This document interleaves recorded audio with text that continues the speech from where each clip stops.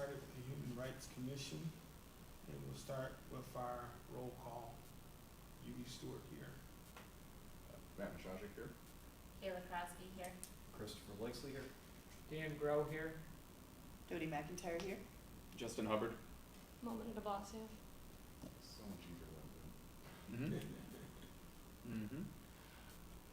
All right, and were there any public comments? I'm not aware of any. I had a few, but they're all about the discussion items that we had. So, yeah. Okay, I guess we'll move forward. I didn't know where we were on the Narcan train. Yeah, so she was, somebody from MHA was supposed to come in today, and I followed up with her this week, and she got back to me today and told me she had to, take some time off. So she gave us two options. We could do the video training, fill out a form, and, which I have copies of, if we wanna do that independently, and she'll come around, once, we submit the form to her, she'll come around and she can drop, Narcan off to everybody who fills out the form, or we can wait till next month and just do it then. So, if you wanna do it privately, we can do that, or we can just wait. And she promised that she'd be able to come through next month. But I do have the forms if we'd rather do it that way. There's not a lot of people. I already have it, so whatever any of you want to do, I'm good. I got it. Can you offer an opinion then? Is this something that's easy enough to learn from a video? It, Is there a lot of it benefit to it? is, I mean, it's it's really simple, honestly.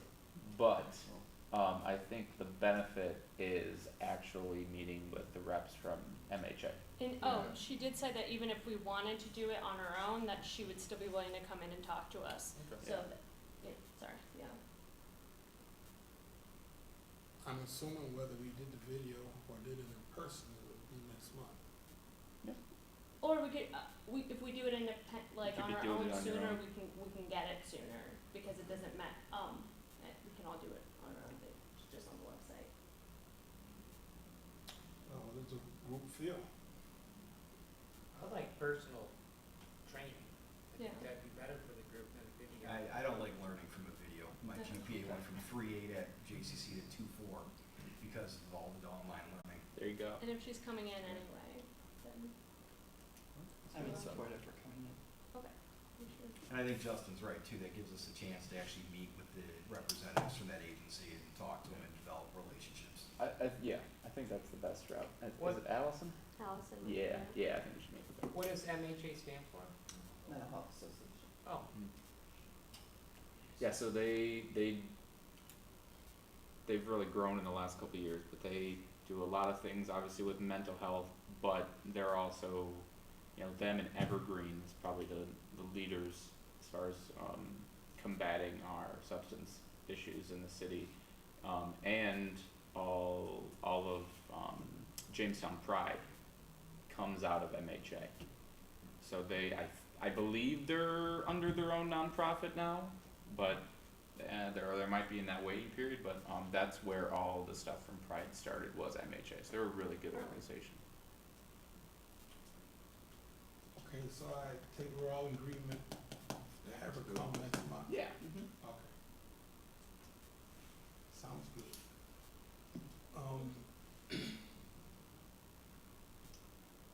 I wanted to put in as discussion the statue at Dow Park. We have already had a little bit of discussion previous.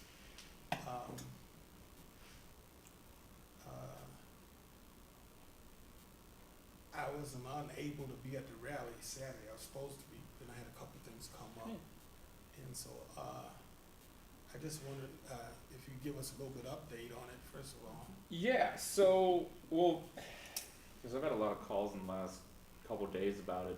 So I actually got the report from the leader of the African American Heritage House in Stockwell Institution about it, because he came to Jamestown after getting his flight here, and he always visits the city every year, for those statues, for other couple things, and he saw it, and then talked to me about it because we were at the institution 2 weeks ago, Saturday. So then I went the next day, and I mean, when we're talking about the graffiti, does everyone know exactly what was on there? Yes. So we have swastikas and that. We have like 1488. Are you all aware of what that means? Yes, Okay. I did look it up. Yeah. So 14 is the 14 words of power, which the 14 words of power are: we must secure the existence of our people and the future of white children. It's the most popular white supremacist slogan there is. 88, 8th letter in the alphabet, H, 88's Heil Hitler. There are also SS lightning bolts and white power written on the statues. So it is something that we should definitely take seriously. We also are on the list of anti-Semitic incidents that the Anti-Defamation League tracks now, and I found out about that because I got a call Wednesday from, what's her name? Justin, is this the ADL? The Anti-Defamation League? Yes. It's based out of like the Southern Poverty Law Center? Yes. Okay. Yes. And I got all that information sent to me because Rebecca Jo Ronson, who's a city resident and she's Jewish, she called me on Wednesday really upset because she's been having issues with the Post-Journal because she says in the article the Post-Journal put out, they put nothing about anti-Semitism. And I'm actually going to work with her a little bit more in the future because she is the granddaughter of someone that survived the Blitz in Poland, you know. So it's an extremely serious issue.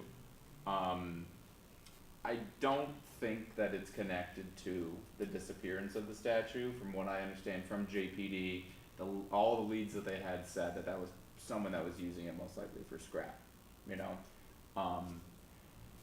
But the intent of that isn't really the main concern. The main concern is the effect, you know. So those are both, you know, to me, direct or indirect attacks on the black community in Jamestown, period. You know, when you're doing this to Underground Railroad statues. So that's why we had the rally. So far we've, you know, a lot of the feedback that we've gotten, like we talked about earlier, has been really good. We have some nonprofits that are willing to, you know, look into grants, look into money to, you know, getting a statue replaced. You know, the police department took it really seriously. They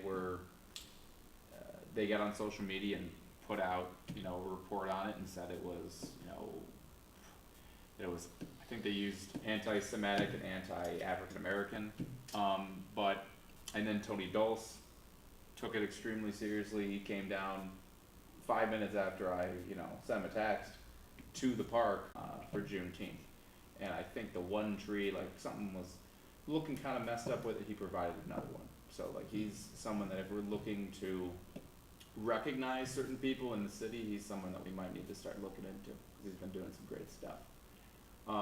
But yeah, that's about as far as we've gotten. I just, it's, to see, you know, Jamestown, New York on a nationwide list, you know, it was pretty surprising for me, you know, pretty upsetting, honestly.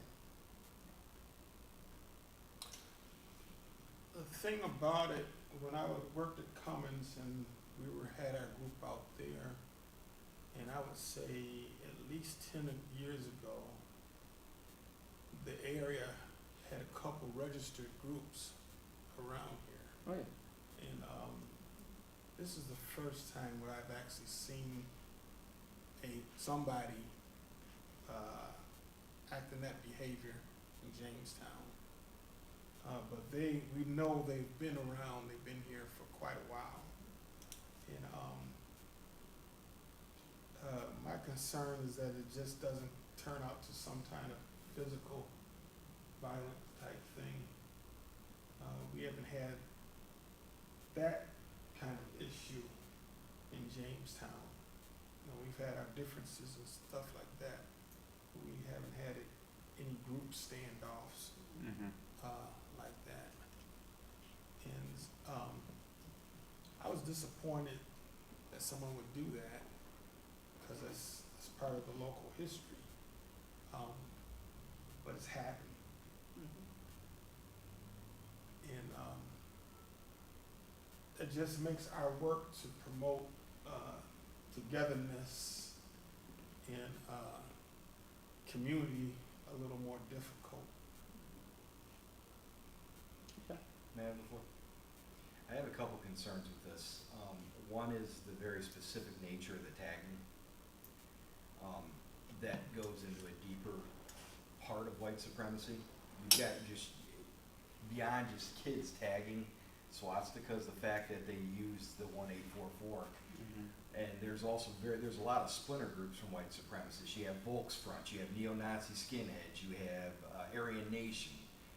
Does our police department have a lead on, is it a splinter group, is it a main national group?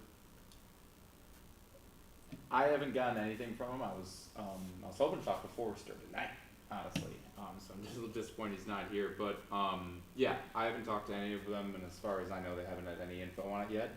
So it was really important that we get a camera in that park.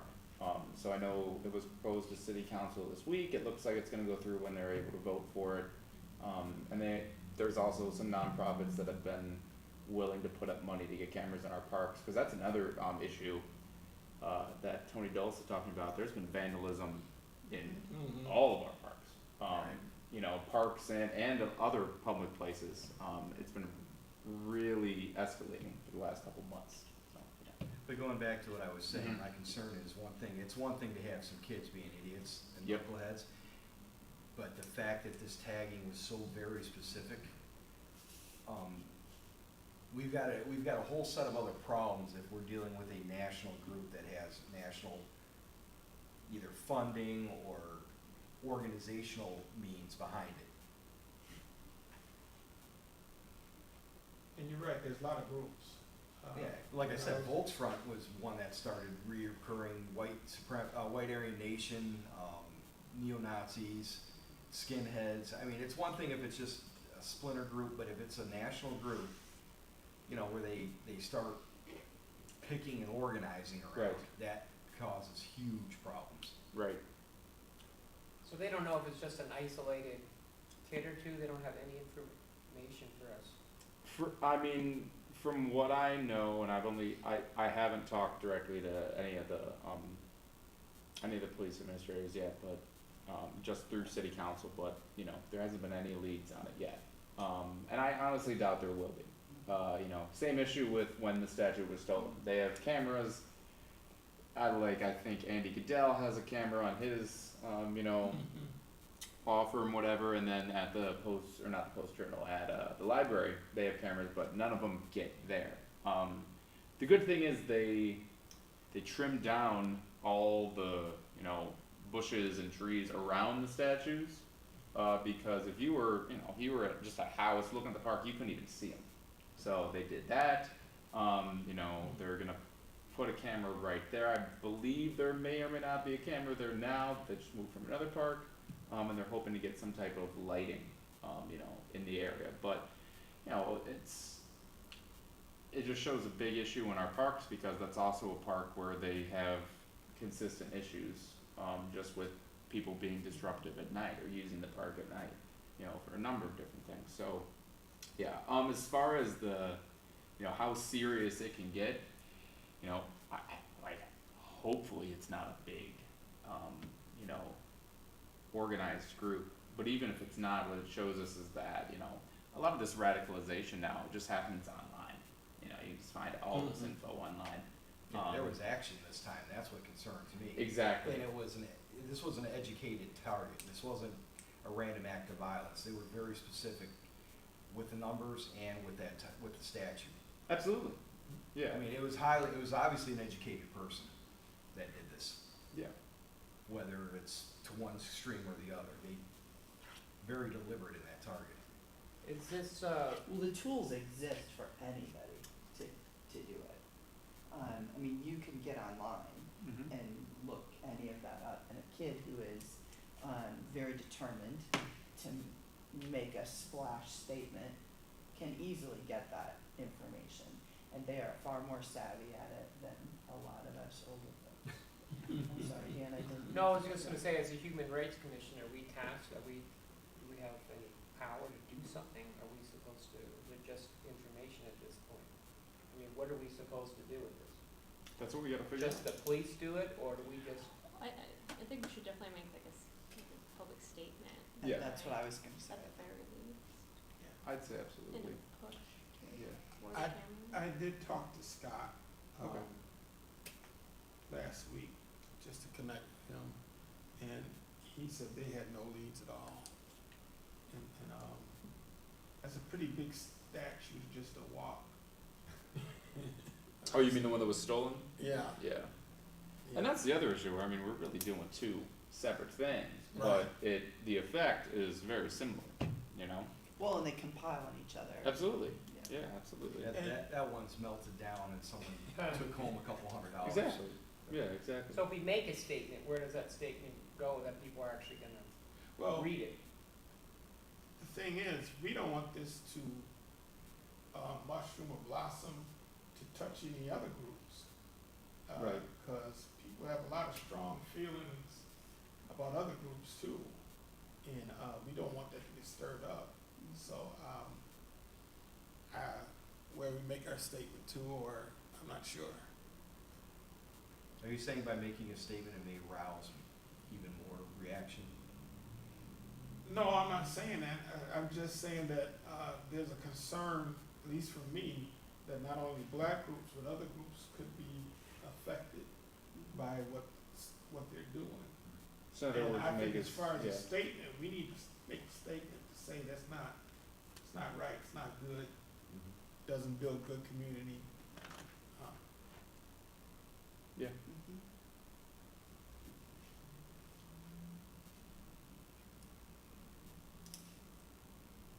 I won't be the one to write it. I I'm was gonna just tell looking you. around, how, Yeah, if we I'm gonna we tell can you. talk about a statement, but who's the expert writer Yeah, here? I'm not gonna be the one to write it. I have done Right, 6 interviews. Enough people have heard what I've had to say about it, right? So if I wrote it, I think that it would just be repeating the exact same things that I've been saying. So, yeah, I'm gonna take myself out of that. But I would say to really, focus on the serious nature of it, like you said, this is a very intentional thing. And it is, I'd say as far as, is it affecting other groups? I mean, it definitely is. This isn't just, It was very anti-Semitic, which is Yes. very specific. Yeah, I mean, for me, being my background being a history teacher, I knew, anytime you're talking white supremacists, Nazis, really anytime you're talking any hate group, they're also anti-Semitic. But, for me, I took it as this is the effect this is gonna have on the black community. And those were a lot of the people that I was talking to, and those are the people I organized with. But then when I got this call just a few days ago, it reminded me, like, no, this has a much larger effect than just that. Even a lot of the people there on Saturday were from Jamestown Pride, and they're like, look, like, white supremacists don't think too kindly of us, So, and that's the type of thing we really wanna make sure is that, this doesn't, scare people into silence. So we've had some really great things going on in the city in just the last month, and hopefully more to come, but we wanna make sure that if we do make a statement, it is a strong statement, I would urge us to use the term white supremacist, or just use the term racist. These terms, can make people uncomfortable, that's what they are, that's what it was. And when it comes to something like this, you gotta call a spade a spade. So, that's what I would say.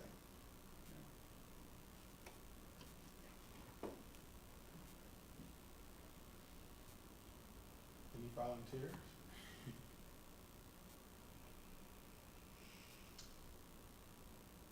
First of all, where do we wanna put this? Like, where do we? I think the publish it? PJ would be the obvious on social media. Yeah, Yeah. press release. Well, I mean, if you want, you can just contact, you know, like, Scott Kinberg or something. do a full-on press release. Oh, yeah, Like- yeah, Zach will do that. Yeah, do a full-on press release, Zach would do that and do everybody, you know? Like, West New York News now would love to put someone on camera for this, you know, so, yeah, go a full-on press release. So you're saying you're gonna write it? I'll send something around. I like I was it. gonna say, And I'm we'll figure it happy out. to, contribute. Yeah. I don't I'm not trust sure myself I'm the to write person it. to write it. I don't think individually anybody should, I think it should be a joint statement, Yeah. you know, Yes. we all can contribute to it. I think it's gotta be out in the next week. Yep. Though, yeah, gotta be quick. Not that I don't have the passion for it, I just don't know that I have the words for it. That would be appropriate. I'll try to send something around by like this weekend, and then hopefully, if anybody else wants to send me anything, I'll add. You know. Perfect. That'd be great.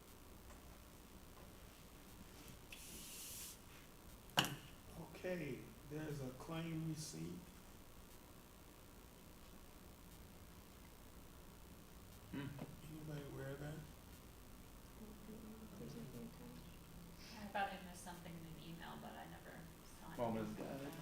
I didn't brother. There was mention my of it, but I computer. don't think it Yeah, we gave any didn't get details, anything did it? on that. I just saw it on the agenda. So it's just an agenda Yeah, item, no, it there's wasn't? nothing else Yeah. attached but the Hmm. agenda. Did we I have think it old was items in the received. agenda? I didn't. Old items? We didn't have any old items on the agenda. I didn't end up sending the letter, but I called Albany.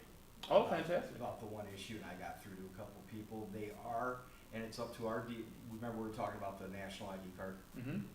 It's up to our local DMV to request the Spanish version. They've already made it. They have a Spanish one, they have a Portuguese one, a German one. They've done it in multi-languages explaining what the national card ID is. The enhanced, not the enhanced, but whatever it is. the Real same- ID. Real ID. Real ID. But our DMV has to request the specific languages. Okay. And they haven't. They have it in multi-languages. No, I mean, locally, they haven't. I haven't followed up with them yet, but I will. Okay. Cause I mean, that's a pretty big miss, you know? Especially if they didn't order it in Spanish. Yeah, like, Well, They but were I already did go and get my real ID. I just wanted to see what the process was. It's interesting because it gives you an ID, but, it's very much different than that, the other one New York State has. The enhanced? Yeah, the enhanced is very much different, and so, I don't know, I got it just to see how it was. It's okay within the United States, then that's about it. mm-hmm. So, I have a passport anyhow, but, you still need a passport.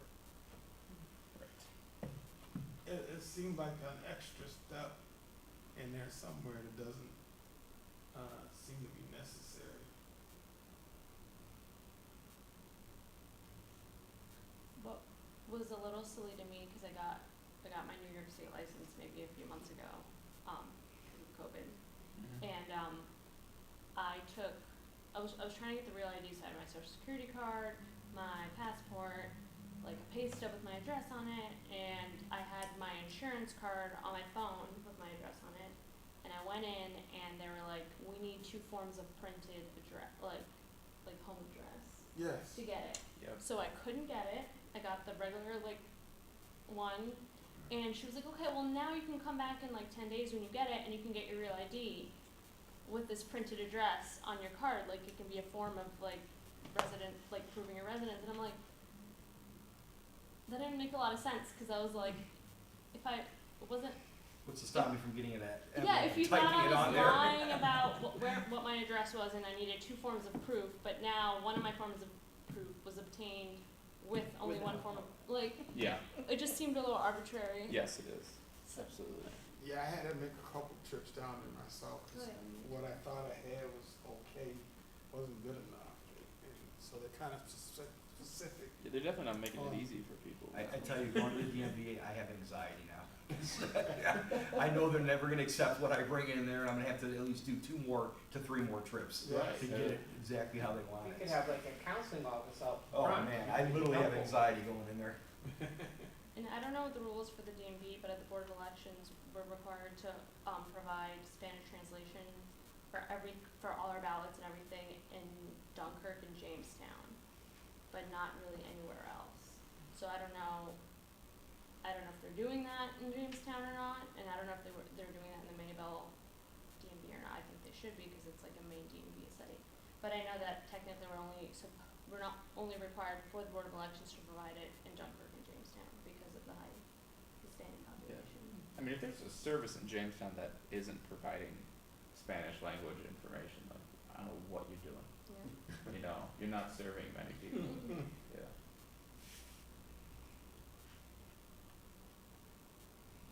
Okay, I don't know about this claim, I don't know, I know Kim Knight had some information she wanted to share with us, but she's not here today. Okay. So I'm taking that was connected. And if not, we'll have to get more information. Exploration groups, update. Is any? We're happy to go.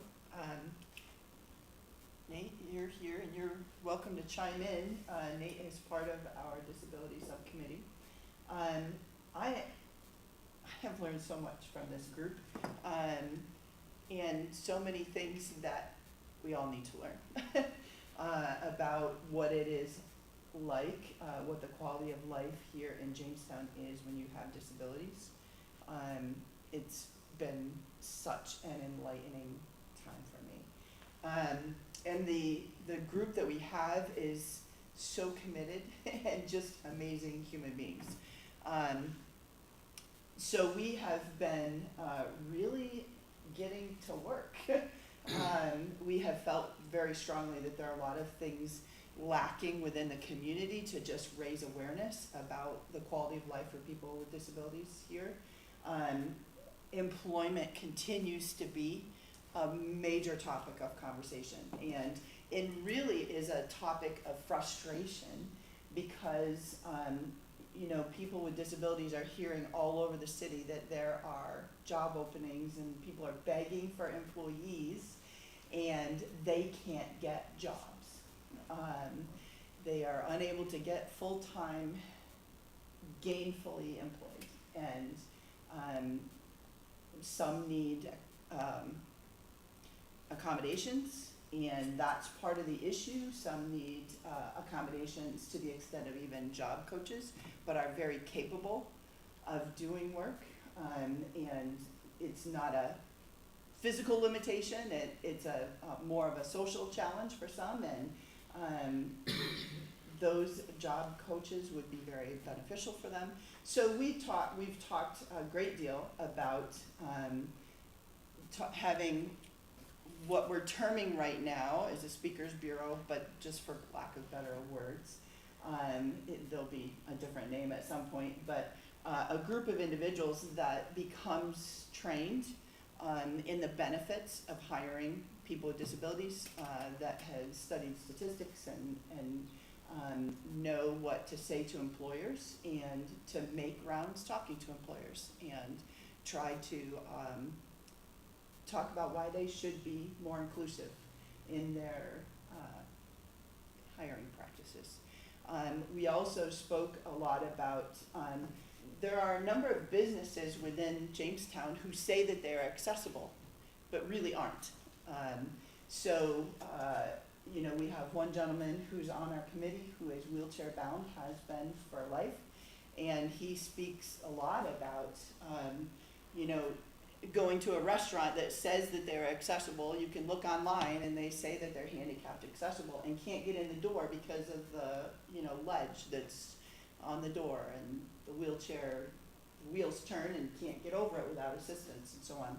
So we actually, I think it was you, Dan, that raised the suggestion of buying him a GoPro and having him, document and create videos.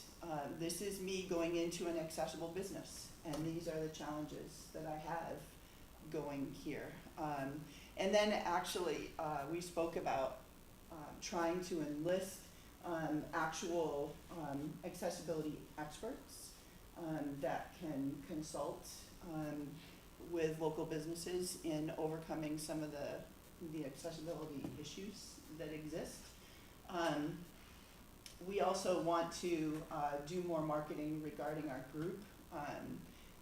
Everyone on the group has identified that there are a number of people within this community that need to be part of it, and a lot of allies in addition to peers.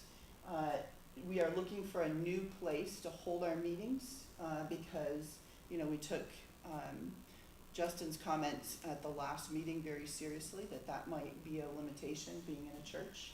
We didn't choose it because it is a faith-based organization. It is not, but it was an accessible building that is free. Yeah. So that's why we chose it.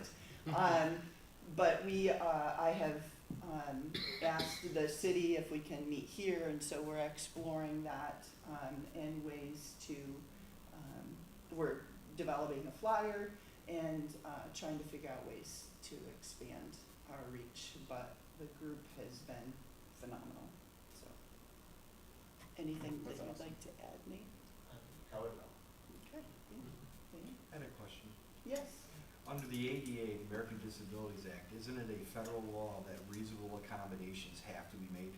Yes. And being this- from human resources, there are always ways around it. Yep. Yes. And I think this is exactly what we were constituted for, stuff like Mhm. this directly.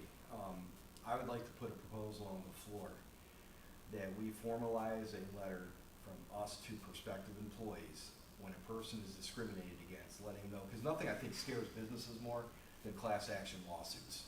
Mm. We don't have a law enforcement branch for that, unfortunately, in this town. But if we have a person that applies that has a disability and reasonable accommodations aren't being met, that person has a letter in his hand empowered by us saying, the city government knows you are unlawfully discriminating against an individual. Mhm. I wonder if that would cause an issue where it may deter people even more from hiring. Yes, so if I could comment to that, I love that idea, and I think that there are some circumstances that warrant that. And in fact, Nate may have one himself. But I think that our work, what we're preferring to do at this stage is build awareness Yeah. and build allies within businesses in the area so that we can start breaking ground and getting people with disabilities hired so that then we have positive case studies to show people. So while I absolutely, and I'm sure that the group would absolutely support someone who has been blatantly discriminated against doing that, I think that for our purposes, we would want to stand back from that and allow the Human Rights Commission to take those stands, because we want to be able to walk into businesses and say, we think this is what you should be doing, because it improves your work environment. It increases revenue, and there are a lot of heavy statistics that show that employers who hire and have diverse populations, employees, benefit financially as well as in retention of their employees. I think before we go to make a strong move like that, and I'm not against that, but before we go to make a strong move, we need to understand why, some of the whys Mhm. for these companies. Because I know at one point in Jamestown, some companies did hire, and something changed. I don't know, I don't think it was legally, it may have been insurance or something like that. Because I remember when I broke my ankle, I couldn't come into Cummins with crutches. So something has caused a twist, a change in that. And it's not just employers, by the way. Yeah. I know a case that personally affects my family of a woman who has been told by all of her doctors that she requires an assisted living placement. We have applied to every single assisted living facility in Jamestown, and because she is 55, which they deem as too young, and has a mental health diagnosis, no one will take her. Mm-hmm. They are flat out discriminating against her because of her mental health diagnoses. So I absolutely am in agreement with you, but for instance, we know that I would love nothing better than to sue all of these places in town. That's my heart to do it, but that's not going to help her get placed. Right. So there's a lot of fear by individuals who are actually victims of these types of discrimination in wanting to move forward because it just further stigmatizes them and makes them even less attractive. I'm in agreement that we take it case by case. I think on our very first meeting, Justin, you and I talked, my biggest concern was that we're a committee empowered to do something for change, but then we don't actually have the ability to help make that change. Mm-hmm. So that's where I'm coming from Agreed. with a letter, and I agree, you can't just give it to everyone, but maybe Yeah. if we take case by case basis, Yeah. where we have Mhm. without a Absolutely. shadow of a doubt that unlawful discrimination is happening. And I have no doubt you'll have those cases. Well, and that's what As I'd we like to continue to see, do our work. like, when it comes to the public comments, like, if you meet with your subcommittee and there's that issue, like, bring them here, you know? Cause there's things Yeah. the mayor can do too, I Oh, absolutely. You can deny a business permit, you can revoke business permits when people are breaking the Well, law. simply, I mean, Press is a big thing yeah, too. like, simply making a phone call Mhm. sometimes, you know, There's a lot can of make soft power. Yeah, a lot of soft power. So my question is, when it comes to a statement, you know, why don't we use at first more positive behavior reinforcement? Mhm. You know, like what are the businesses? More carrot than stick. Yeah, what are Yeah. the businesses that are That's the hiring direction. people with disabilities, and you know, are like great places for these people to be employed? Do we Mhm. know that? Success stories for them. Yeah. And like advertising for them, like support businesses That's a that good do idea. hire Yeah. people. That's- like, Like that's what I'd like to find out is, cause you know, for example, I know it's not necessarily in the city limits, but, Wegmans, you know, there's a number of, students that, cause people that work in special education, there's a number of students they had that, you know, graduated life skills and then they were able to get employment at Wegmans and they're still there. You know, I don't know if any of you know Scotty, that does like the Tarp Skunks games, the JCC basketball games and all that. He's been working down there for 23 years or something now. You know, Yeah. he's been employed. So like those types of things, I'd like to know Mhm. what places are doing it the right way, and how can we like shine a light on them and elevate Yeah. them. And there are You know. agencies that are helping those individuals as well. For instance, the Resource Center and Right. Correct yeah. me if I'm wrong too, your HR. A person doesn't have to disclose right from the get-go, by the way, I'm gonna need a job coach. The No. reasonable accommodation would be, I need a job coach after I'm hired. Cause if I'm a disabled Legally, vet, you are I can take my correct. service dog anywhere I want, I don't really use them. Right. But a person will hire me, and then if I come in with my service dog, they're gonna get a lawsuit because you can't discriminate against me. I have a certified dog that helps me with seizures and stuff like. Same thing with pregnant women.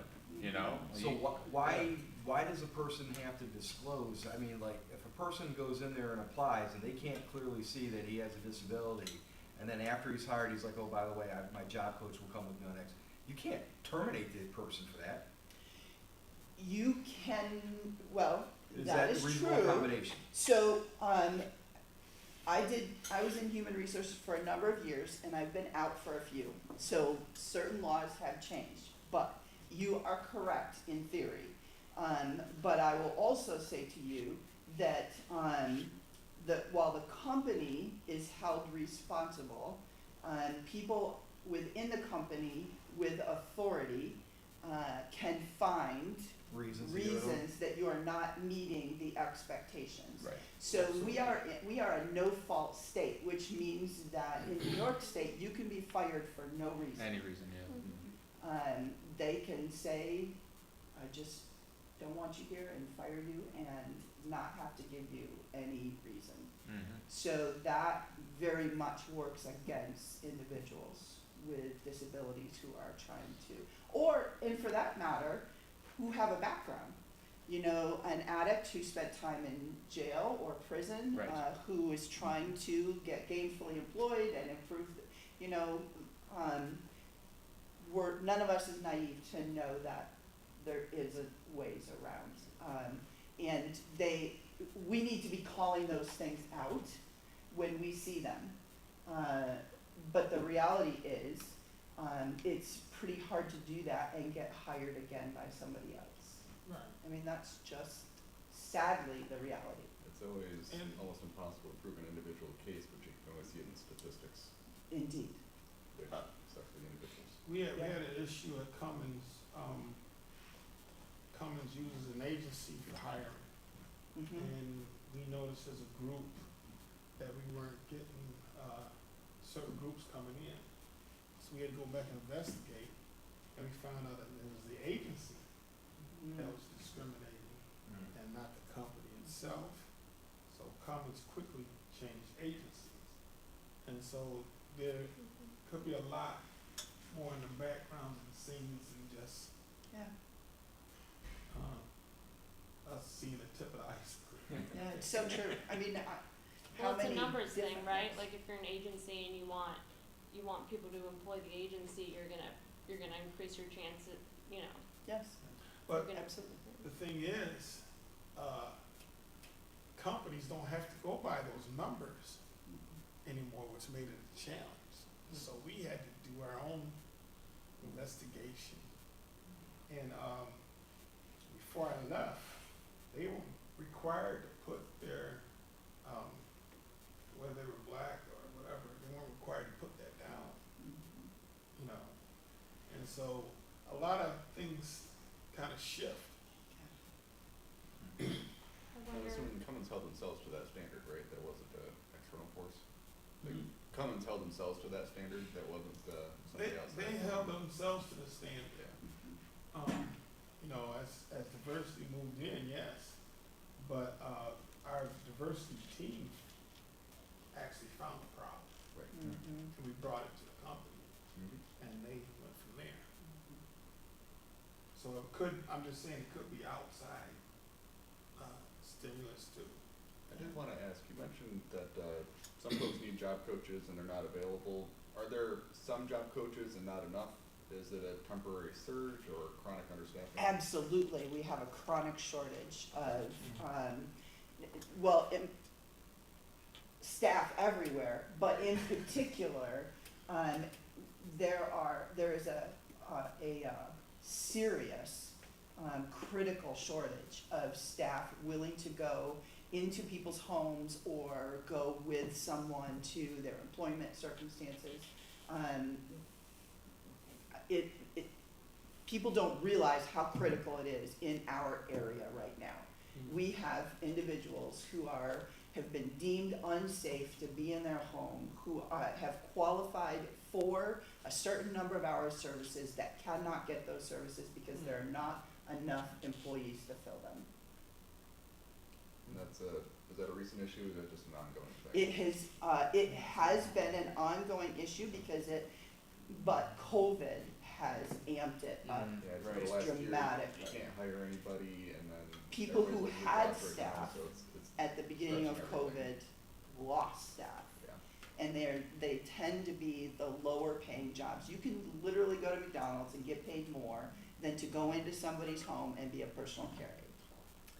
That's Are you just telling me true. fast food workers are making more money than home health care? Absolutely, 100% And true. people at like the resource center. I was, Because home health care, don't you have to be state certified for that? To be able to provide like, CNA services or?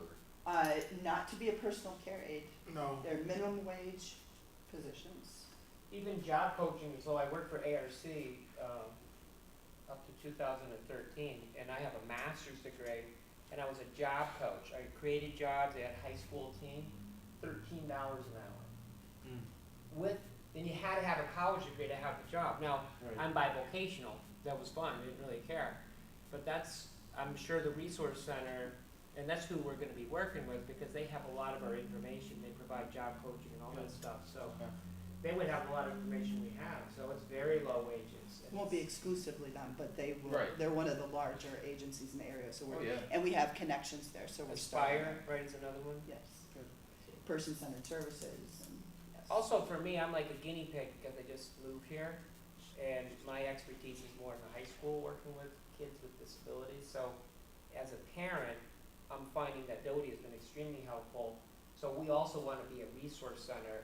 So the human rights subgroup, I can be a guinea pig. So once we get through this, then myself and our committee can, whether we put it on our website, this is information. Because if somebody moves to Jamestown, and they have a 32-year-old son or a 22-year-old daughter, they will literally not know anything what to do.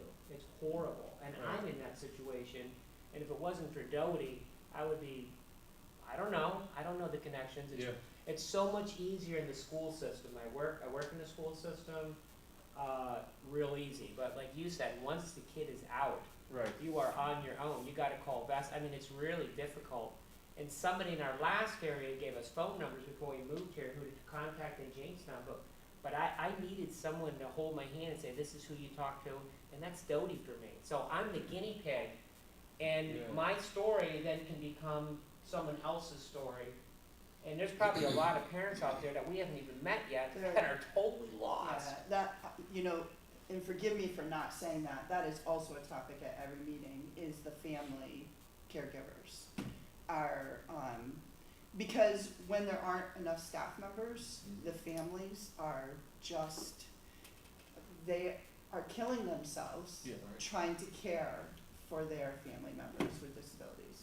They're being case managers and care managers, and they're being personal care aides and nurses, and it's really a critical issue in our community right now. Another issue with that, I know they advertise that these groups can hire your family member or whatever, but you really have to jump through hoops. Yes, you do. Really? Yeah. It sounds so attractive on TV. They're like the big smile with a cup of coffee. Hey. Oh, So it's not like that. My nephew's been taking care of my father-in-law for a long time, and he tried to sign up in one of those programs, and you have to really jump through hoops Yeah. to get to sign up, And- and it takes about a year or so. So in addition to caring for your loved one, now you have weekly paperwork that is so overwhelming. It's, just to be able to get paid for what you're doing, which you would have done anyway, is in many times not worth it. It's something this relates to, I'm new here, I work for the Jamestown School District as a tutor, and oftentimes the students I'll get, which I already have learning disabilities, anxiety, so I can't speak positive or negative about Jamestown School District yet. So that's also our connection, because if it's not funneling from there, Yeah. and the right resources, the special ed teachers, my last school district was fantastic, so I don't know, counselors involved, COVID hit, so, that's the beginning of the information stream, and those CSI meetings and all that are supposed to educate the parents.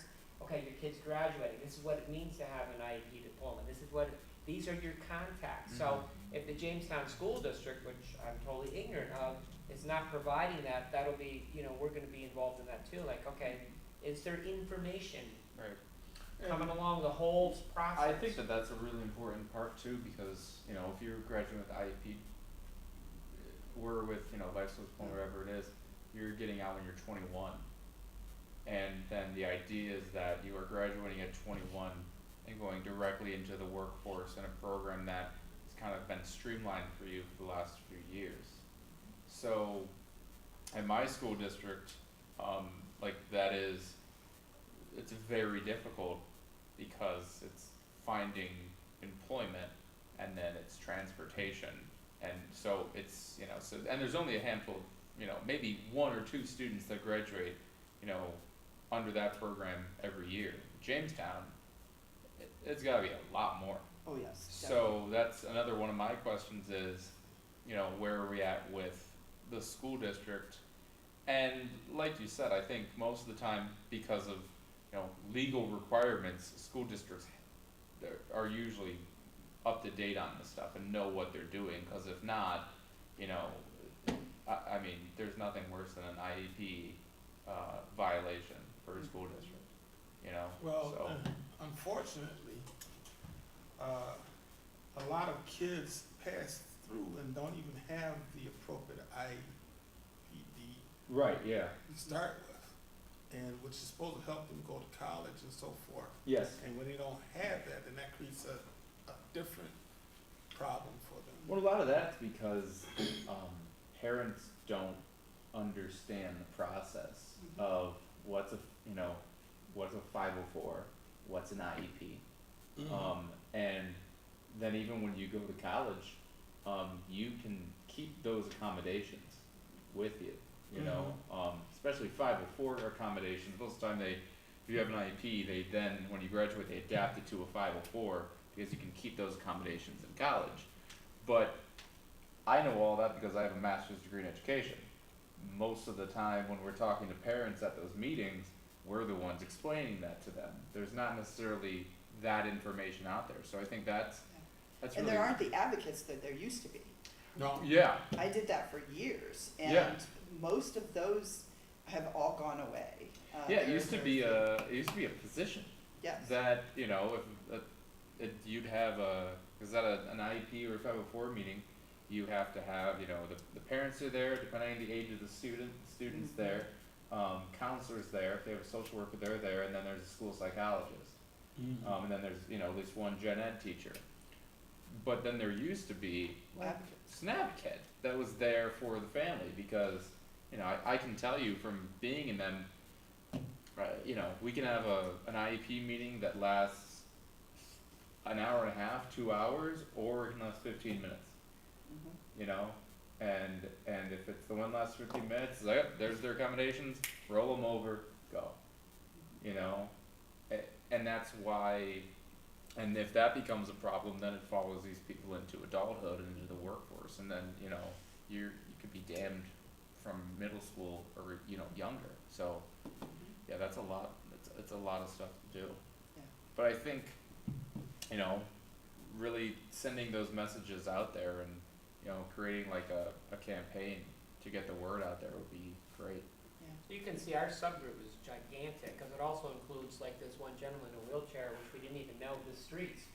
Like my church Oh, is yeah. on West Third Street, it goes like this. Yeah. He's banned, he can't, what if he wanted to come to church, or any church, what if he wanted to get to the funeral home in Lynn? It's a disaster, the road, it's like this, so, Yeah. Yeah, that's Unfortunately, I true. think a lot of So, these buildings are we're not in grandfathered wheelchairs, so he has to think twice, even just getting on the street. And then he could get hit by a car if he's crossing the street, so it's Oh, like, yeah. holy mackerel. I know So- for a fact a lot of the buildings, I used to work at the Y, and they tried, but because of the structure of the building, and they're grandfathered in, Mm-hmm. where they don't have to make. But the sidewalks shouldn't, aren't. Yeah. Mhm. I And the remember there was sidewalks during the are winter, public. people have to walk on the street, cause Walking the street. nobody could. And the brick roads aren't good for people in wheelchairs either. Oh, God. Yeah, it's not good from, like, my car, Don't I touch the can't, brick roads. I can't. But like, once it snows once in Jamestown, like, and it's not clean, it's a sheet of ice for the next 6 months, like, Yeah, it Yeah. doesn't get it's clean. true, yes. Yeah, it's true. I'm telling you, I've always been a pretty, I did this for a living for a number of years, but this group has educated me in just brand new ways, so. And I'm glad to share that with you Yeah. guys, because Thank you for it's, sharing that. of great benefit the Do you- more we're educated. Well, did you guys find in your subgroup, is it chain national companies that are doing this, or is it the mom and pop stuff? It's Yeah. both, Both. it's both. I had a question about that. I just wanted to know if there was any merit in kind of reaching out to employers and kind of starting like a conversation, like maybe some places don't know necessarily what a job coach is, and that they think it That's- sounds like more of a big deal than it is, or more difficult to That's part of our accommodate than goal. it is. And Is just to build awareness. and kind of what Yeah. Yubi said about like agencies, like maybe some people do have like a third party agency, but they don't necessarily know what that means for the hiring of people with disabilities, and I don't know. Tony, did you wanna say something? Yeah, I thought you were. Yeah, asking. I got two things I wanna say. Yeah. Because I have IEP, so I'll tell you a little bit about IEP. Would that be alright? Yeah. To explain the situations what me and some other people have to go through. So with an IEP, you work in schools, so you know how Yes. it works with that. So as soon as you graduate, it's like a brick getting dropped on your head. That's how most kids feel. It's like bam. So I decided, let's go to college, right? I'm like, you can use my IEP to go to college, right? No difference. So I went to a community college in my old area by Syracuse, and they said they don't accept IEP diplomas. I had to go get a GED, which now the GED is standardized throughout the whole world. Yeah, it's much Which more is even difficult. more difficult than a high school diploma. Yes. Yes, it's very How is that difficult. fair and right? Yeah. It isn't. So that's some issues like, it's not just in Jamestown, throughout the whole entire country, it's like that with all of us. So a lot of us have been on forums, reading some stuff, a lot of us are frustrated about that. It's like, well, we get left behind in the school system. The school system seems like they push people who are just in basic class, oh, you go to college, do this, and people who are in special ed just sweep them underneath the rug, feels like. It's not right. And then I was going to also tell you about jobs. So I had a job coach and didn't have a job coach in jobs. The way jobs like to discriminate against employees, they're a little sneaky about it, Right. is they don't give them hours. That's how they do it.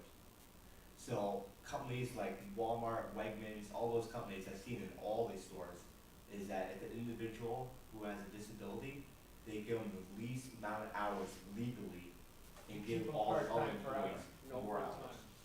That's how to do it.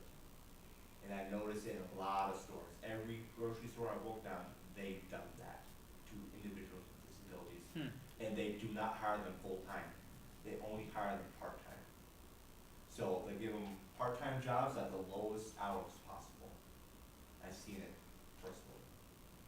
So you're looking at, and that's what our group's looking at, is a lot of the people with disabilities, especially what we call higher functioning, are not able to secure full-time employment. So again, that's like a sneaky way, because even when I worked for ARC, we contracted out to like some stores and all that, so, that's their sneaky way of doing it. They're like, oh yeah, we're doing great, he gets 20 hours a week. It's like, yeah, but what if the kid wants to be, He can't pay his rent, right, how are Yeah. they gonna survive with but that? we get to mark that on our demographic form. Yeah, so that's, they're Exactly. looking for full-time employment, and there's a sneaky way of doing it, because in, like in my son's case, you'll see he'll be working, and as a parent, it's like, this is great, and all of a sudden you realize, wait, they just hired someone, 2 weeks or a couple months, he's been there 2 years, instant hired full-time. And you Yeah. start thinking, wait a minute, what's going on here? Every decision So- is an opportunity. And there's for- no way you're gonna ever be able to cover that. There is no way our group or threaten or all that. They'll just say, we're compliant. Yeah. You know what I mean? Yeah, So, because the burden of proof will always be with you.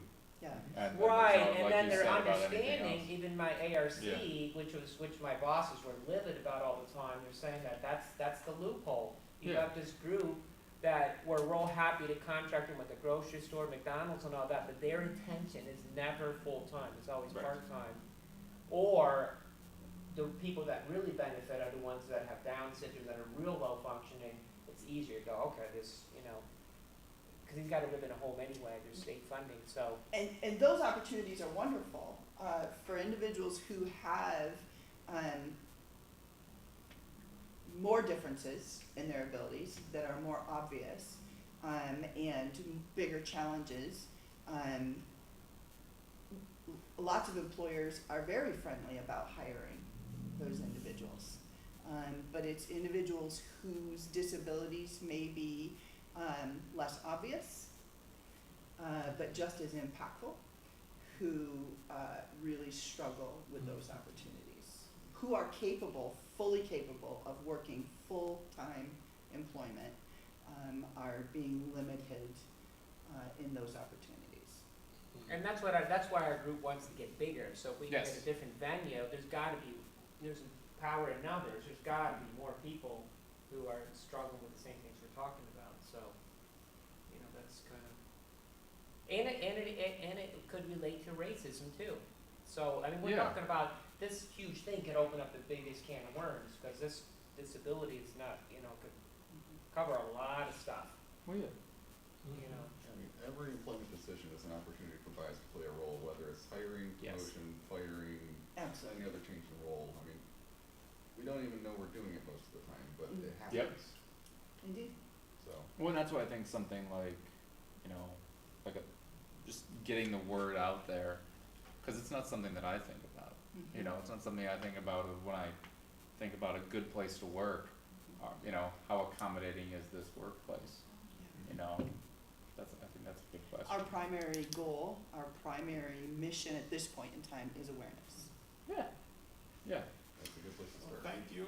Yeah. We Thanks. appreciate all the information, it's very valuable. Is there any other, time's getting up, so is there Yeah. any, other subgroups? For the LGBTQ group, we did not meet last month. It was just an extremely busy month. You know, I can tell you that Pride was a huge success. I've talked to the organizers of that since then, and you know, they were just overwhelmed with the positive feedback they got. You know, a lot of you were there, and it was most people I've seen We downtown. tried, but everybody was all packed up by the time. Oh we no, got it's back fine. to town. Yeah, it's fine. But no, that was most I was people like, I've seen oh, man. downtown in like maybe ever. You know. Really? Yeah. Yeah. I mean, for the coalition I had, you know, I gave out 200 shirts, you know, for free, and that was in the first hour. You know, like it was wild. It was great.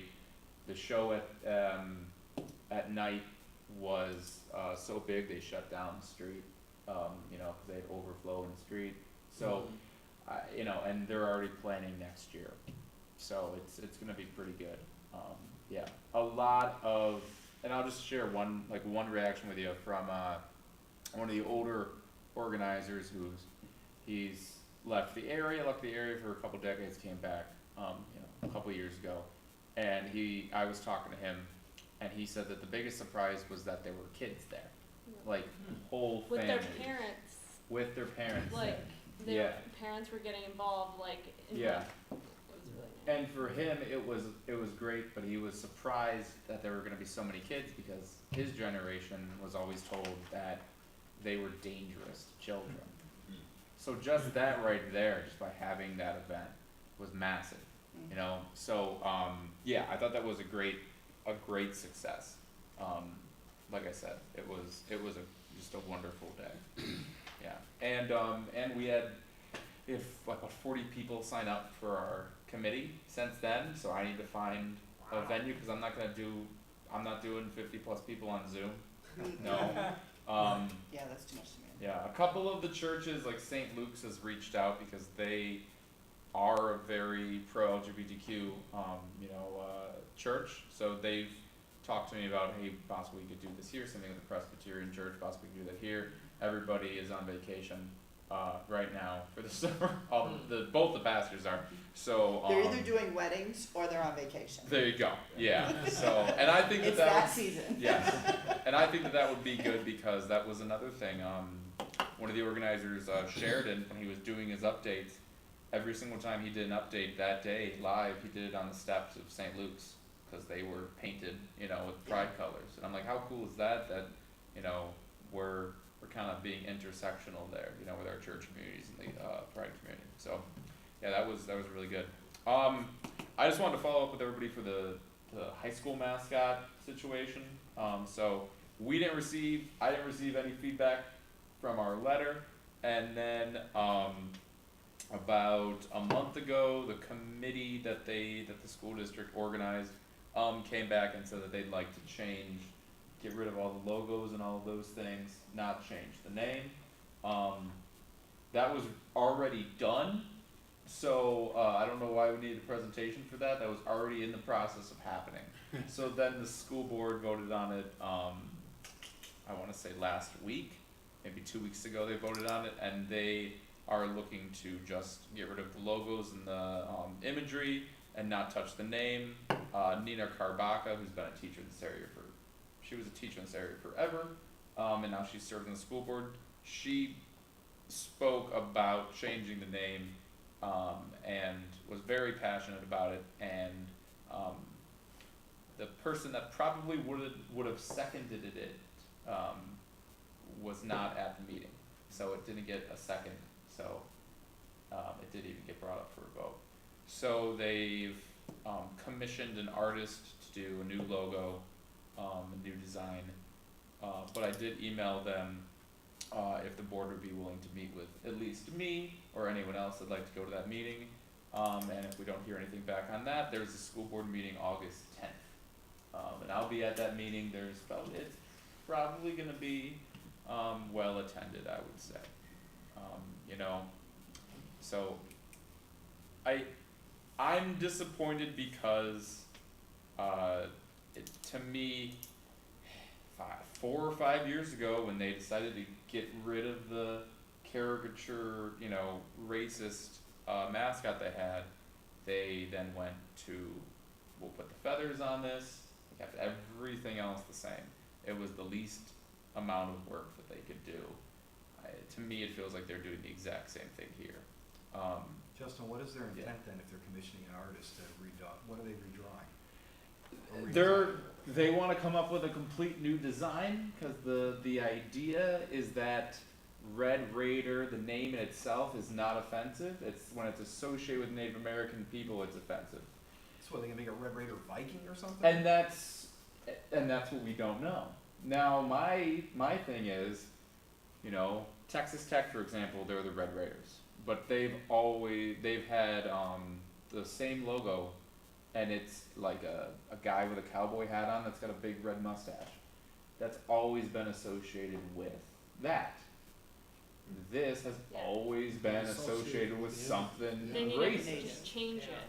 Exactly, because it's all like the roots are rotten, you know, and that's what a lot of the feedback I've been getting from people is, you know, the root of it, the foundation of it is still racist, you know. One of the parents that talked to me about it, he goes, okay, so what does the red in Red Raider stand for?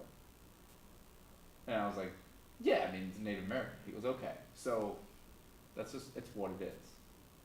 In order to get rid of that, you're gonna have to start new, you know, so. I agree with that, cause you're gonna always associate, the name with the history. Yeah. In fact, there's legislation, it's in committee right now, but there's legislation going through New York State, to make it illegal for school districts to have any name that's associated with Native Americans. So if that passes in 2, 3, 4 years, whatever, could that be brought against the high school? I think so. Are they gonna have to pay again to get everything like redone And at that point? that's the issue for me is, okay, if you vote and you approve this new mascot, then that's a whole lot of money to do that, and then in a couple years, if this is brought up again, then what do you get? Just do what you should have done a few years ago, you know, and just start brand new with it, you know? What's the main, I'm new to this town, so I don't know, is it laziness, is it cost money, is it people history, I mean, because my All the feeling above. is, All the above. change Yeah. the name, I mean, Yeah. why is that a It's problem? just attachment, the school People like to pride. dig their But heels in. it doesn't make any difference. I went to McDowell High School with the Trojans. If they changed that, I could care less. I mean, so is it money? Is it just laziness? I did hear the Because it's last, still Jamestown School. I heard Yeah. the last estimate though, to change the AstroTurf at Strider, to get that out of there was gonna be like 60, 70 grand. What? That's, Well, what's there's a the lot. estimate? There's T-shirts I don't know if at the that's true or store not, that but have that's that on just there. what I That's a heard. lot I to haven't change. seen any estimate as far as that. I mean, you'd have to think about the logo, and then if they change just the logo, it won't be near that Still much, be but they'd called have the to Red Raiders. change the end zones, from what I'm aware of, you know? Well, that's one of my original question, I think you answered it, you don't Mhm. know. What is the intent with this new artist? Are they gonna go like a complete different direction with the red, like a red Viking or a And red that's, Cavalier? and that's what we're waiting to see. I believe that, I mean, it will have no association with Native Americans, that's their goal. But, you know, what are they opening up? So they'll still be called the Red Raiders. They'd still be but called with the Red some different Raiders. Logo. Yeah, It's and renamed that's, somehow. and They may- that's, right. So they're be in still trouble. changing the end zones anyway. I believe the images are in the 50-yard line, that's where the logo is. The end zones, I think, just say, Just says Red Raiders. yeah, I think I it's think it's Raiders the or J Raider with the Pride. feathers, right, in the Yeah, center? in the middle, yeah, and that's what they're getting rid of. Now, you know, that's why I'd like to talk to the board. I've talked to the committee. The committee is the same exact committee that they had 5 years ago. So they're not gonna come up with anything new. Did anyone here graduate from Jamestown High School? I did, yeah. Do you care that the name is Red Raiders? I mean, I care that the name is Red Raiders. No, I mean, Yeah. does If it they mean change in it, a you want it positive to- Oh, way? if they changed it? No. I Right, mean, but that's right, what I'm saying, so. I can tell you, I mean, right now, where I work, I can't go to my job with anything from my high school. Yeah, Period. that's right, that's bad that they have that name. Yeah, you know, Like, I mean, I'm and lucky, this, my high school, they got Yeah. Trojans. yeah, this Well- is, so, Panthers. and as far as like legacy, it doesn't touch anything that happened to you in high school. 'Cause those Right. memories and all that are still the same, the name's different. You call them the purple cows, it wouldn't make a difference. Wouldn't make a difference, right? Because it's still those memories. So, Right, but so you have to ask them, what's the problem, what's the holdup? yeah, well, it's the opposite of that, you know? It's the people that have the opposite viewpoint. It's the people that are into tradition and, you know, this is cancel culture and it should stay the same. And so you're fighting up against that. And this is the reality situation. Public sentiment, if we were to take a vote right now in the city, like, it would be heavy on the side, of don't change anything. But the majority should never be voting on minority rights, period. Because you have the tyranny of majority at that point. So what we need is for our school board that are, supposed to be the school system is supposed to be an institution of learning, an institution of higher education. They're supposed to be the ones that lead in that case. And here, I don't think that they are. So I'm hoping we can meet with them. I have sent them an email, so I'm hoping we get an answer on that. If not, then I'll probably be calling the superintendent and say, we should have this meeting probably before the school board meeting. Yeah, it sounds like a sad, long story, because even if the state of New York, I can tell you what'll happen, does this law, you know how many schools are gonna sue? I mean, it's gonna be in court for Absolutely. the next 40 years. Well, I think there's You'll up have to no name changes. a couple years ago it was 80 schools in and Jamestown is definitely not the worst. I can tell you, it made me really happy the fact that they painted up the murals and did all that in high school. They're not gonna do the tomahawk chop like. Wow. So I'll tell you one thing, like, it's definitely an improvement. That's good, So So that's a worse- Good steps yes, forward. that's a good thing. I think they could do more to just get rid of that problem, but they have done a lot of good. Cause there's a school district That's important to say. yeah, I think that's thank very. you, yeah. And with Um, this decision, the feathers are gone now too, right? Yeah, the feathers are gone, all that stuff is gone, they're Just you know, they're just keeping the name. But we'll see, we'll see what happens. But I think that positive steps have been made, imperfect progress, but progress nonetheless.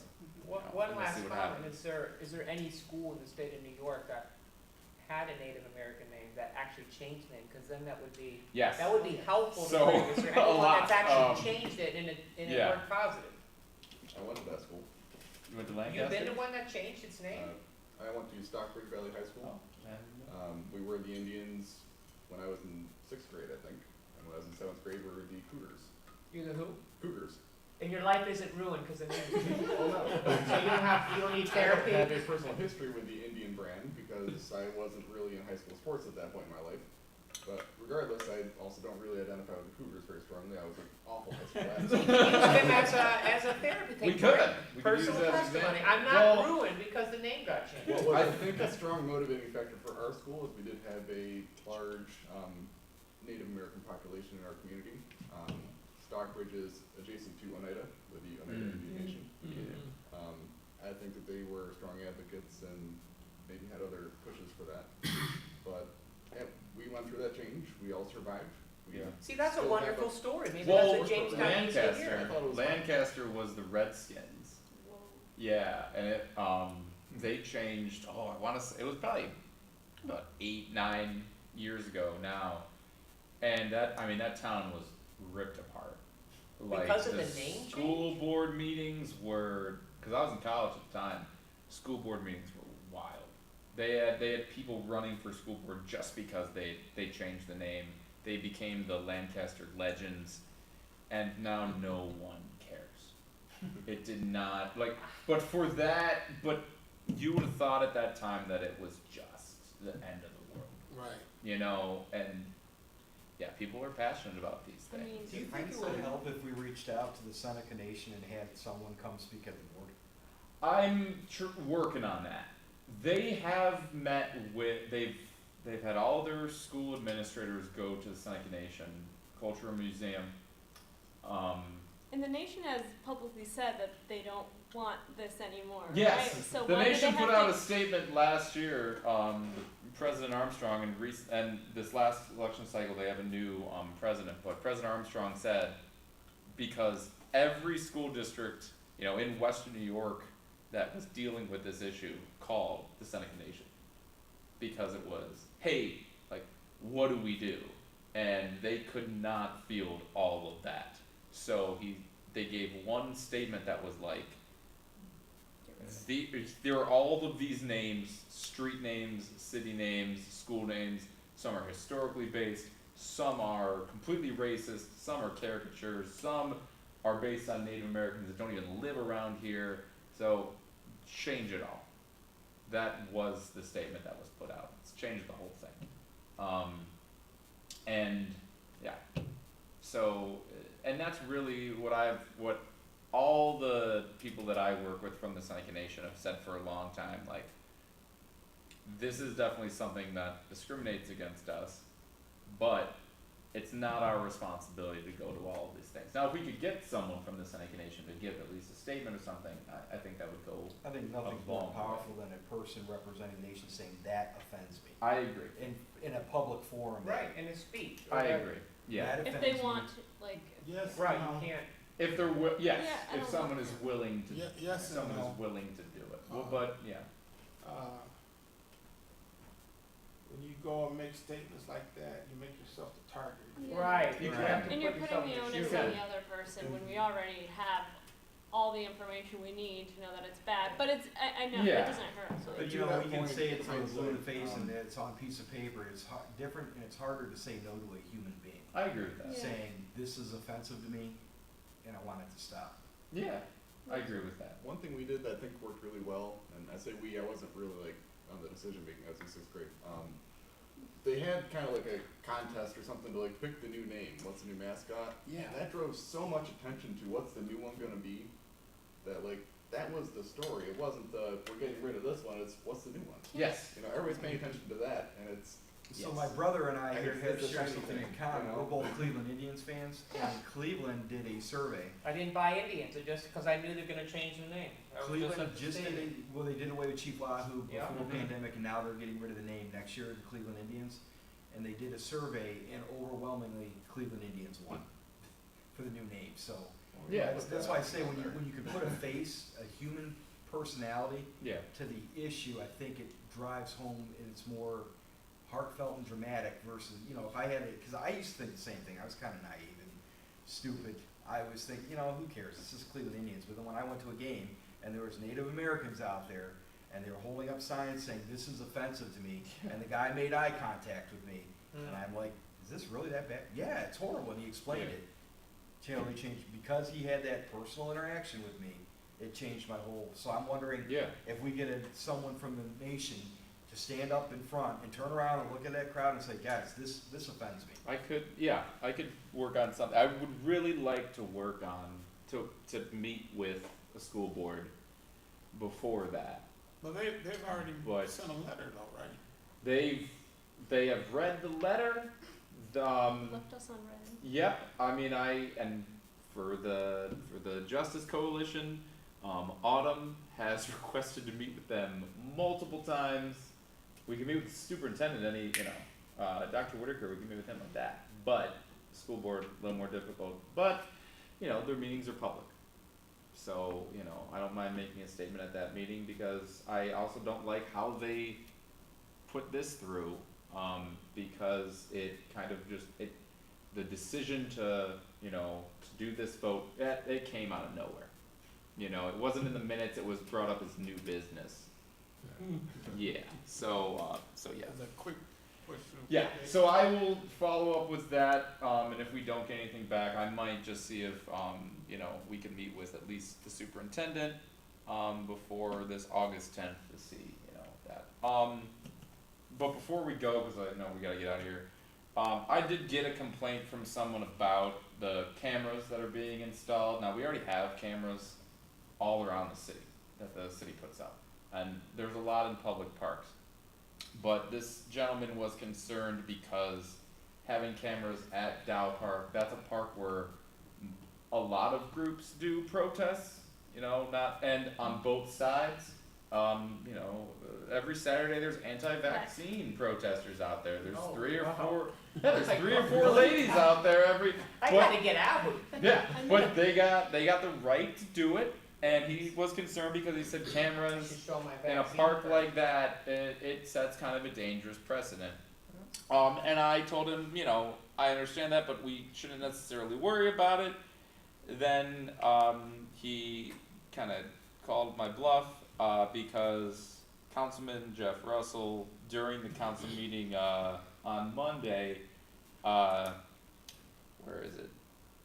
He said putting cameras there is a great idea, but he said that in the future, camera implementation should be discussed internally rather than involving a public announcement. He said, I don't necessarily agree with announcing to everyone we are going to be placing cameras wherever we have issues. That would be the equivalent of telling someone that's running a drug house or a drug operation that we're going to do surveillance on their house. Going forward, if we're having issues in certain areas, I would like to see people work more closely with the chief and maybe put these cameras up and not necessarily tell people that we're putting cameras up. This defeats the purpose. You can't do that. First of all, if you're gonna put a camera up, it has to go through council, which means it's public knowledge. But if the city would put cameras up, so that is government surveillance, and people do not have the knowledge of that, that is a huge, that it is a huge issue with, just illegal surveillance, Fourth Amendment. So, now that won't happen, but this gentleman really wanted me to say something tonight about that, so that we know that, those comments were made, and that that's not something that should happen. So I've But got, it already has happened, Well, as far as the cameras, as or far as the cameras, cause I have, Did those go through process? I know certain groups are never identified, they're gonna put cameras up, but they put them in a specific spot. And we know the reason why they put them in a specific spot. right? So if they're gonna take that route, then they need to be open across the board on all the cameras. Mm-hmm. Cause if somebody could already complain, government surveillance. Yeah, and there's the thing, the city has the right to put up cameras in public It's places. no problem. But as citizens, we have the right to know where they are. And in the past, those cameras were put up, and sometimes you know where they are because you see like a little green light. But it's gone through kind of, just in board minutes that no one's really reading. It's technically public information. It's technically public information, but it's not Right. necessarily announced like this was, but this was a lot more high profile. And also, like, what about just so my question, I'm sorry. having cameras as like preventative measures? Like, if someone's gonna rob my house, I'd rather them see the camera and not rob my house than to be able to be like, oh, well, I caught you, like, my stuff's still gone, I still have to deal with this. Well, that's Yes. part of the public statement, Wouldn't right? you rather, Is like, to not- deter people Yeah. Yes. from future. Yes, like for Dow Park, I would rather not have those statues vandalized again and catch the person. I'd rather Avoid it. just not have it happen. Yes. Right, So- is the issue not notifying the public? Is that the issue? Yes, He that, doesn't, the yes. council member does not want to notify the public. He wants it to be discussed and implemented in a private. I do have a question. Is there a reasonable expectation of privacy in public spaces? I actually have a little expertise in this area, especially with my new line of work. Do you have a reasonable expectation of privacy in a public space?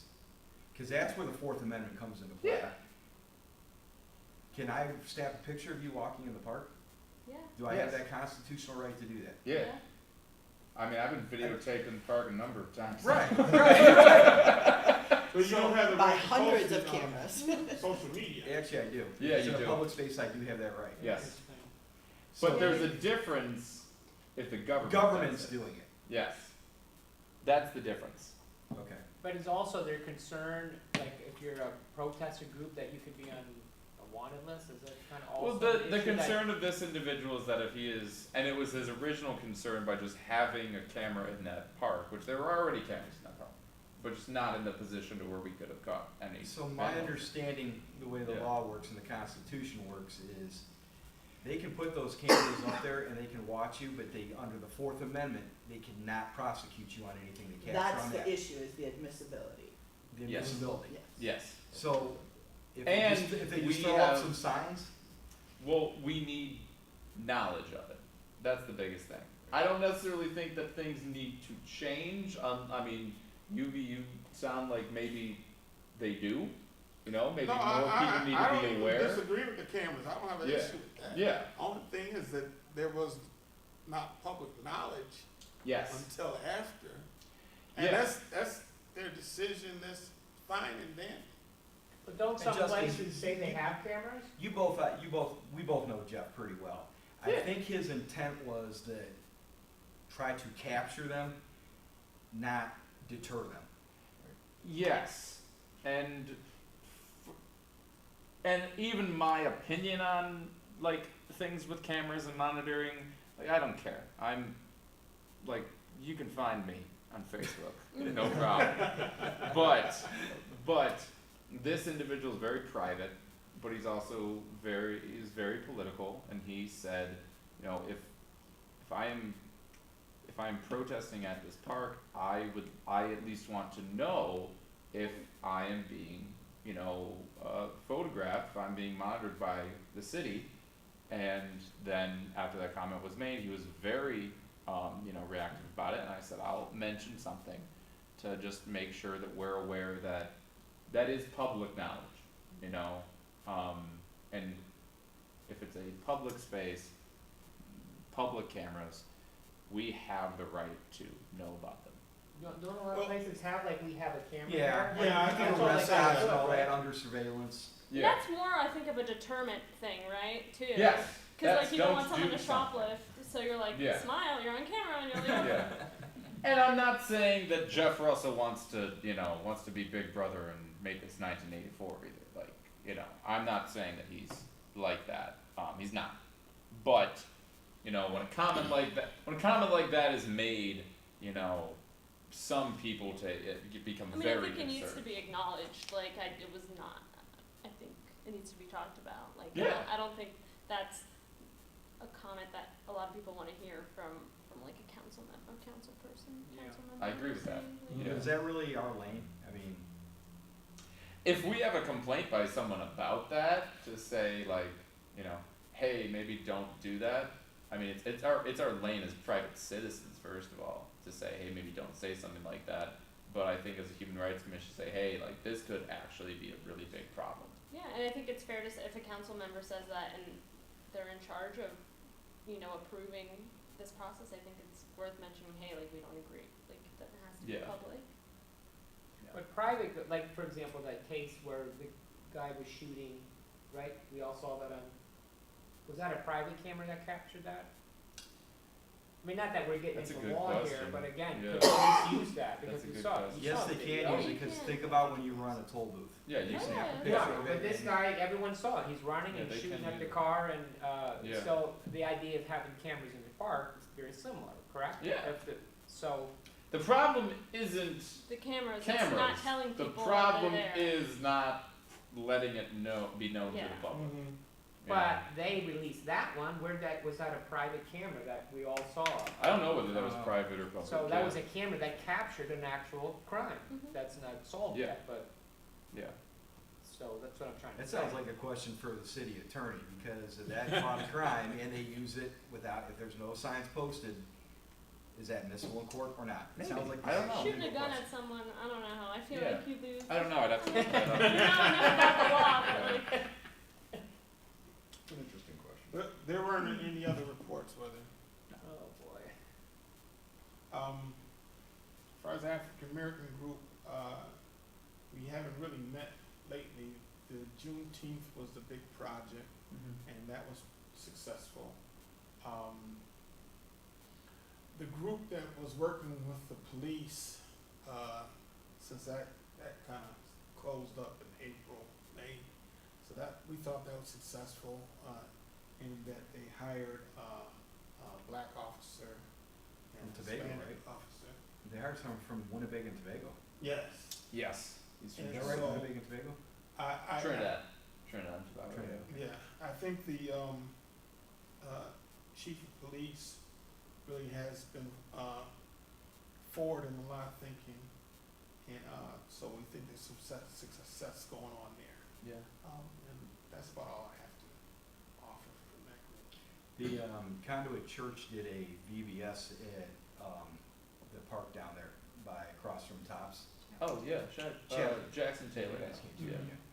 And I did see Sheriff Catrone come out. It was multicultural, multiracial. They invited all the numbered streets and just fed the kids hot dogs and pizza and played games with them. But Sheriff Catrone showed up for a day and spent time with the kids.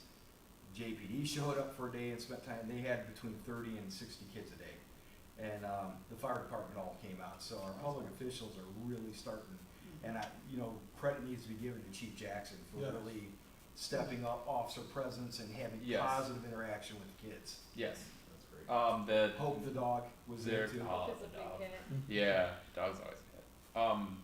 No, they've hired 5 officers in the last year, and all of them are city residents. 2 of them are minorities. The outreach to the public has been a really big It's stepped push. up. It's definitely been. So a would you lot say the bigger. police force is now starting to look more like our community with the? Yes, I'd say that we're becoming, we're starting to have a real community police force, and with, with COVID, it definitely made it a lot more difficult at first, especially when Tim Jackson took over. I think he took over, it was August. So it was a rough time for him to take over, but I think he's made a lot of improvements since then. Yeah. And they're committed to making their presence known, and I think they're doing a much better job now. Yeah, their social media they've been putting out is, a lot more. Like every month they do a report of like the high frequency call areas. So they just give you a map of the city, and then they just do the like heat targeting basically of where the high frequency calls are, and just tracking that information. For them is important, but then for the public, it's good for us to know. If you live near that neighborhood, like you can start taking ownership of like what's going on in my neighborhood. So no, I really think that they've made a lot of improvements. I know he did mention, because I guess the Neighborhood Watch program kind of died down, and they're trying to resurrect Yes. that. And there's some other programs they're trying to put in place. But I have to give them credit, they seem to be going forward. Definitely. I'm hoping for another report, maybe at the next meeting about the overdoses in the area. We had mention of that previously, and I know that the statistics have gone up quite dramatically over the past month, and Yes. would love to hear more about that. I'm hoping Allison, when she comes in, she can talk to us about that a little bit. Yeah. Yeah. I mean, I've been talking with some of the organizers at MHA, and I'm looking to try to put something together through the coalition to have some community discussions about this. I know city council's looking at, sharp boxes to, to drop off, and you can, and on the radio now, you can actually, if you wait around, you can hear them doing outreach, that's like, you can get sharp containers, needle, deposits, fentanyl test strips, that's the biggest one, is fentanyl test strips. Cause that's the real problem in the city, it's not heroin, it's basically all the heroin in the city is fentanyl actually, and that kills people. So that's something that is still, it's gonna be around for a while, but to have conversations about it, I think is really important. So to have Allison come in, I think it's a great way for us to start that.